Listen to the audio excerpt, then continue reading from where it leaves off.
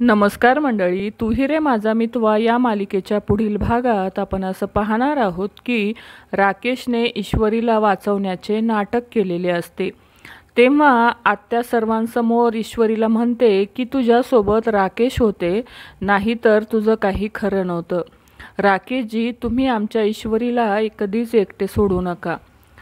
तेव्हा ईश्वरीच्या मनात संशय येतो। त्यानंतर अर्णवने पाठवलेला पाटील नावाचा व्यक्ती ईश्वरीकडे येतो। तो ईश्वरीला म्हणतो की तुम्हाला क्लाउड किचनसाठी जागा हवी आहे ना, तर माझ्याकडे एक चांगली जागा आहे, तुम्हाला ती नक्की आवडेल। त्यानंतर अर्णव ईश्वरीला म्हणतो की तुम्हाला क्लाउड किचनसाठी जागा मिळाली का? तेव्हा ईश्वरी अर्णवला म्हणते की हो, पाटील नावाचे व्यक्ती आहेत, त्यांनी मला एक शानदार अशी जागा दिली आहे।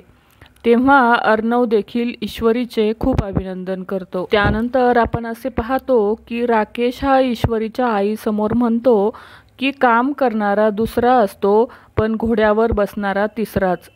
आणि दोघेही आश्चर्यचकित होऊन विचारतात की राकेश, तुम्ही असं कोणाबद्दल बोलत आहे? तेव्हा राकेश ईश्वरीला म्हणतो की तू अर्णवला भेटायला गेली होतीस ना?